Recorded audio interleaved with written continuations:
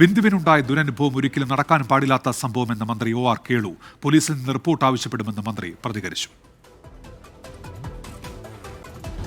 അവർ ജോലിക്ക് നിൽക്കുന്ന വീട്ടിൽ നിന്ന് സ്വർണ്ണമാല മോഷണം പോയതായിട്ട് ബന്ധപ്പെട്ടിട്ടാണ് അവർ പരാതി കൊടുത്തതും ആ പരാതിൻ്റെ അടിസ്ഥാനത്തിലാണ് ഇവർ കസ്റ്റഡി എടുത്തതെന്നാണ് ആദ്യം നമുക്ക് മനസ്സിലാക്കാൻ വേണ്ടി സാധിച്ചത്.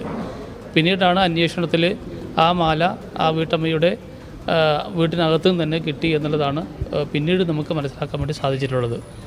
ഏതായാലും ആ നമ്മുടെ ഈ തദ്ദേശീയ ജനവിഭാഗത്തെ ആ സഹോദരിയെ അത്ര സമയമെടുത്തുകൊണ്ട് വല്ലാത്ത രീതിയിലുള്ള ചോദ്യം ചെയ്യലും ഒക്കെ നടത്തിയത് ഒരു സാഹസമായിട്ടുള്ള ഒരു കാര്യമാണ്.